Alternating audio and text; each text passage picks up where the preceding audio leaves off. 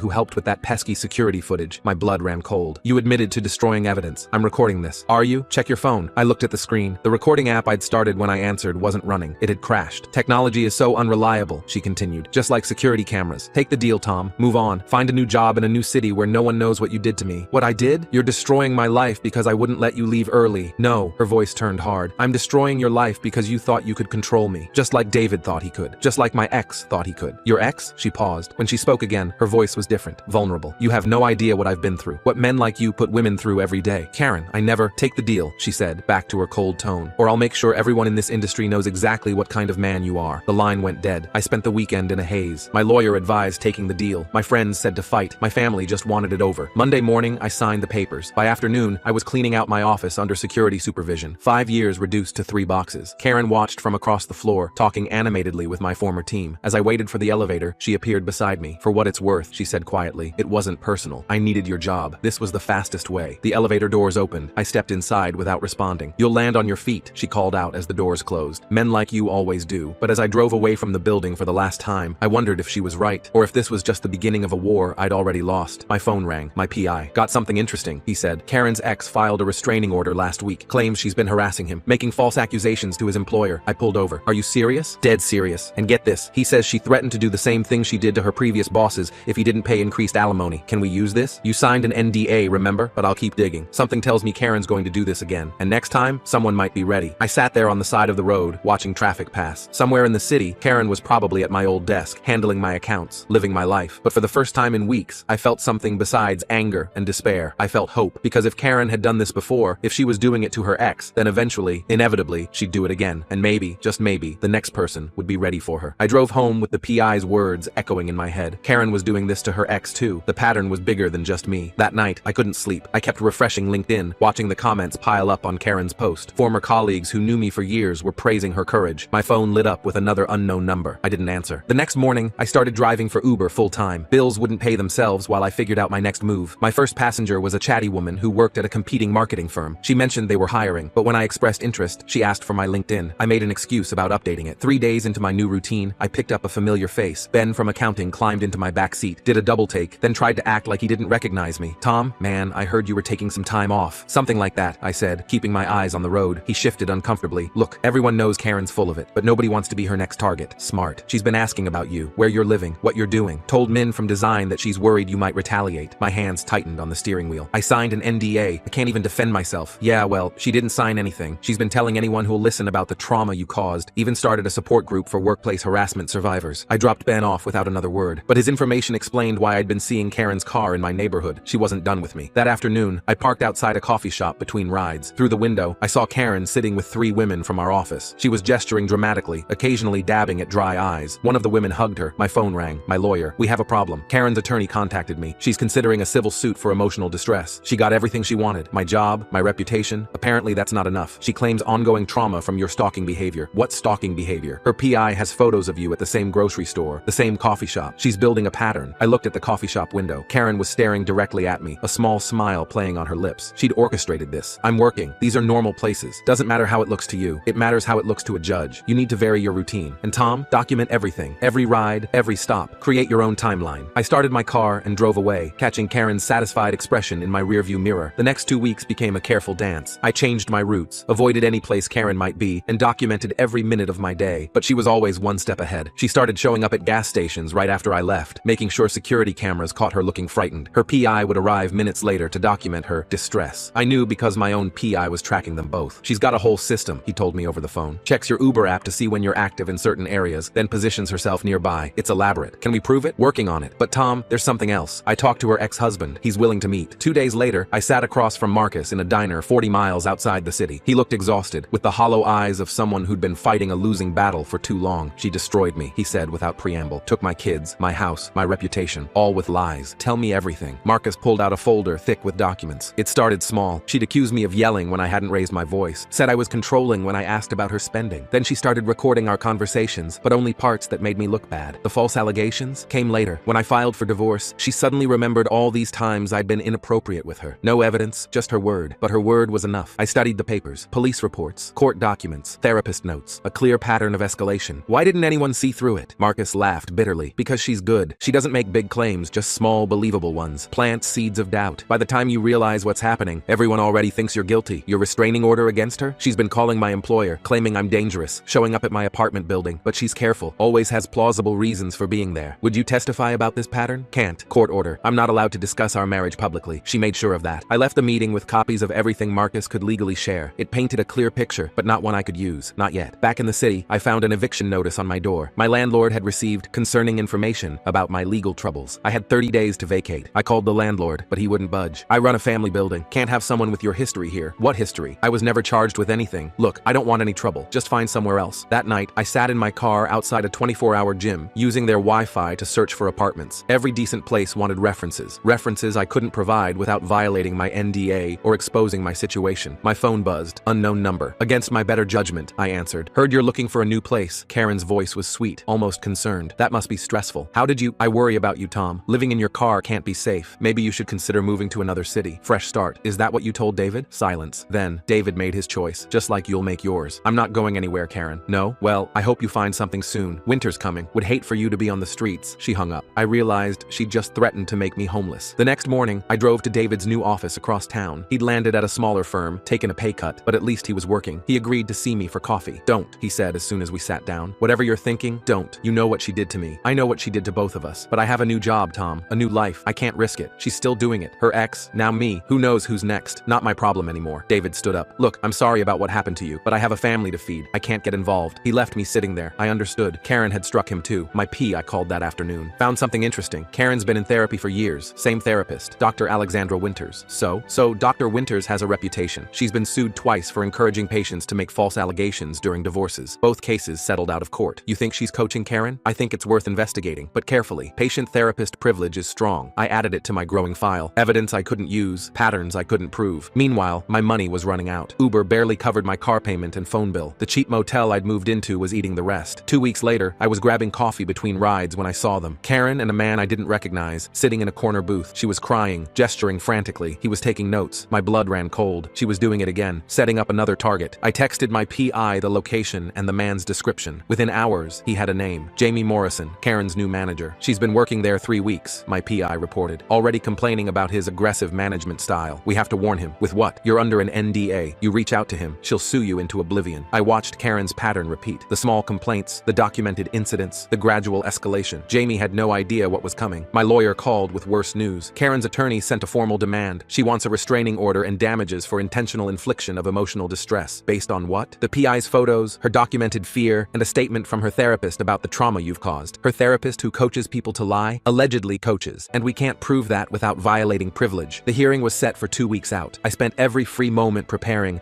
organizing my evidence, creating timelines, but I knew how it would look. Male manager versus female victim. My word against hers. A week before the hearing, my PI called. Excited. Marcus's ex-girlfriend reached out. She has recordings. Recordings of what? Karen bragging about her system. How she got rid of Marcus. How she handled you. All of it. Can we use them? Depends. She recorded them in a one-party consent state, but Karen didn't know she was being recorded. Get them. I'll figure out the legal part later. The recordings were damning. Karen laughing about making me dance like a puppet, describing how she'd planted evidence, manipulated situations, used her therapist to build credibility. But my lawyer was cautious. These are powerful, but potentially inadmissible. We need another angle. That angle came from an unexpected source. Min from Design reached out through LinkedIn. Can't say much, but check the office security footage from March 15th, 2:47 p.m. It keeps backups off-site. March 15th, the day Karen had claimed I cornered her in the supply room, a claim I'd forgotten about because I'd been in a client meeting across town. My lawyer subpoenaed the footage. It showed Karen entering the supply room alone, messing up her hair and shirt, then emerging looking distressed. She'd fabricated an incident that never happened. This changes everything, my lawyer said. Proof of fabrication in one instance calls all her claims into question, but Karen wasn't done. 3 days before the hearing, I woke up to find my car vandalized, tires slashed, windows broken, Predator spray painted on the hood. The security cameras at the motel conveniently malfunctioned that night. I couldn't afford repairs. My Uber income stopped instantly. I was trapped. The morning of the hearing, I took the bus to court. I saw Karen in the hallway, surrounded by supporters. She was wearing a conservative suit, no makeup, looking every inch the victim. Jamie was there too, looking confused and concerned. He kept glancing between Karen and me, trying to piece together the truth. As we waited outside the courtroom, my phone buzzed. My PI, check your email, now. I opened it to find a forwarded message from Dr. Alexandra Winters to Karen, dated 6 months ago. Remember, consistency is key. Small details make the story believable. We've rehearsed this. You've got this. How did you? Dr. Winters' assistant. Turns out she's been suspicious for years. This is just the tip of the iceberg. I showed my lawyer. His eyes widened. This is huge, but we need to verify authenticity before the courtroom doors opened. It was time. As we filed in, Karen brushed past me. Should have taken my advice, she whispered. Now I have to destroy you completely. I took my seat, my folder of evidence heavy in my hands. The judge entered, and I realized this was it. Either I'd finally expose Karen's pattern of manipulation, or she'd bury me so deep I'd never recover. The hearing was about to begin, and everything hung in the balance. The judge was an older woman with sharp eyes that moved between Karen and me, like she was already dissecting our stories. My lawyer stood first, outlining our position while I watched Karen perform for the gallery. She'd perfected the art of looking fragile without overdoing it. Karen's attorney painted me as an obsessed former manager who couldn't accept rejection. He presented the PI's photos, each one carefully cropped to remove context. Me at the grocery store, me at the coffee shop, me following her. When my lawyer cross-examined, Karen's voice trembled perfectly. She described feeling hunted and unable to live normally. The gallery murmured sympathetically. Then my lawyer introduced the March 15th security footage. The courtroom went silent as we watched Karen enter the supply room alone, deliberately mess up her appearance, then emerge looking distressed. She'd even checked her reflection in the hallway mirror before heading to HR. Karen's attorney objected, claiming the footage was illegally obtained. The judge overruled him. Karen's face had gone pale. My lawyer presented the email from Dr. Winters next. Karen's attorney fought hard against its admission, but the judge allowed it after confirming authenticity with the assistant who'd provided it. Your therapist appears to be coaching you on fabricating allegations, my lawyer said. Karen's mask slipped for just a second. Pure rage flashed across her face before she caught herself. That's taken out of context. Dr. Winters helps me process trauma. Process trauma by rehearsing stories? Objection, her attorney shouted. The judge called a recess. In the hallway, I saw Jamie Morrison pull my lawyer aside. They spoke quietly for several minutes before Jamie handed over his phone. When we reconvened, my lawyer had new evidence. Text messages from Karen to a friend, sent 3 days after she'd started working under Jamie. New boss is perfect target. Young, nervous, trying to prove himself. Give me 2 months. Karen's attorney scrambled. These are private communications obtained without. Mr. Morrison provided them voluntarily, my lawyer interrupted. He's prepared to testify about Ms. Henderson's pattern of behavior. The judge reviewed the messages. Her expression hardened as she read. Karen tried damage control. She claimed the messages were dark humor to cope with past trauma, but the judge wasn't buying it anymore. Ms. Henderson, I'm seeing a clear pattern of premeditated manipulation here. The fabricated supply room incident alone is enough to question your credibility. Karen burst into tears, real ones this time. You don't understand what I've been through. My ex-husband is not the respondent in this case. The judge cut her off. My lawyer seized the moment. Your Honor, we have evidence that Ms. Henderson has engaged in similar behavior with multiple individuals, including her ex-husband, who has filed his own restraining order against her. Karen's attorney objected again, but the damage was done. The judge had seen enough. I'm denying the restraining order request, she announced. Furthermore, I'm referring this matter to the district attorney's office for potential charges of filing false reports and harassment. Karen shot to her feet. This is victim blaming. He destroyed my career. You destroyed your own career, the judge replied coldly. Court is adjourned. The aftermath was swift. Karen stormed out, her supporters looking confused and uncomfortable. Jamie Morrison shook my hand, thanking me for inadvertently warning him. In the parking lot, Karen was waiting by my damaged car. Her PI sat in his vehicle, no longer bothering to hide. You think you won? She hissed. I didn't respond, just walked past her toward the bus stop. I know where you live, where you work. This isn't over. Her PI got out of his car. Ma'am, I can't continue this assignment. What you're doing could cost me my license. Karen turned on him. I paid you to document stalking that doesn't exist. I'm done. He drove off, leaving Karen standing there. For the first time since I'd known her, she looked genuinely lost. My phone rang. My lawyer. The DA wants to meet Monday. They're taking the false report charges seriously. Also, I just got a call from your old company. They want to discuss your wrongful termination. I felt a flicker of hope. They believe me now? The security footage from the hearing is pretty damning. Plus, Jamie Morrison sent them documentation of Karen's attempts to manipulate him. They're reconsidering everything. That weekend, I stayed in my motel room, afraid to give Karen any ammunition, but she'd gone quiet. No calls, no texts, no mysterious cars following me. Monday's meeting with the DA was thorough. They'd found 3 other cases where Karen had made similar allegations. All had been dropped or dismissed, but the pattern was clear. They were building a case for serial false reporting. My old company's meeting was more complicated. Legal wanted to offer me a settlement and my job back, but there were conditions. We need you to sign a more comprehensive NDA, the lawyer explained. No social media posts, no discussing the case with media, no book deals. I almost laughed, as if anyone would want to read about a middle manager's battle with a manipulative employee. What about Karen? She's been terminated. We're also pursuing legal action to recover damages from the lost clients. I signed the papers. It wasn't perfect justice, but it was something. Returning to work was surreal. Some colleagues welcomed me back warmly. Others kept their distance, unsure what to believe. The damage to my reputation would take time to repair. 2 weeks later, I was settling back into my office when reception called. There's a Marcus here to see you? Karen's ex-husband looked better than when we'd met at the diner. He sat across from my desk, fidgeting with his phone. I wanted to thank you, he said. The DA contacted me about testifying. It might help my custody case. We talked for an hour. He showed me photos of his kids, told me about the therapy they'd needed after Karen's manipulation. The false allegations had destroyed his relationship with them for years. She called me last week, he said quietly, begging for money. Said she's being evicted, can't find work. Blamed everyone but herself. I felt an unexpected pang of, not sympathy exactly, but something close. What did you tell her? Nothing. I hung up. My therapist says engaging with her just feeds the cycle. After he left, I sat at my desk thinking about cycles. Karen had created so many, trapping everyone she touched in her web of manipulation, but cycles could be broken. My phone buzzed. A text from an unknown number. I almost deleted it, then recognized the area code. My hometown. Tom, this is Sarah from high school. I saw your LinkedIn is active again. My company's looking for a marketing director. Interested? I stared at the message. A fresh start. Away from all this. Away from Karen. But running felt like letting her win one last time. Thanks, I typed back. But I'm good where I am. Over the following months, the legal proceedings ground forward. Karen was charged with filing false reports and harassment. She pled down to misdemeanors, got probation, and mandated therapy. The real Dr. Winters lost her license after investigation revealed years of coaching false allegations. I heard through the grapevine that Karen had moved back with her parents in another state. Jamie told me she'd applied to his company under a different name, but HR caught it during the background check. My reputation slowly recovered. New clients didn't know the history. Old ones gradually forgot. The company implemented new policies about allegation investigations, including mandatory preservation of security footage. One day, almost a year later, I was having lunch when I saw a familiar figure through the restaurant window. Karen, thinner and worn-looking, walked past without seeing me. She was carrying a box of job fair flyers. Our eyes met for just a second. She froze, then hurried away. I went back to my lunch. That night, I finally deleted all the documentation I'd kept. The screenshots, the recordings, the timelines, all of it. The war was over, even if neither of us had really won. My therapist called it closure. I called it exhaustion. 6 months after that, I was promoted to senior director. During my acceptance speech, I thanked my team for their support during a difficult period. Most didn't know what I meant. That was fine. The last I heard, Karen was working retail in her hometown, living quietly. Marcus got full custody of his kids. Jamie became a vice president president at his company. David never did reach out, but I understood. Some wars don't end with victory parades.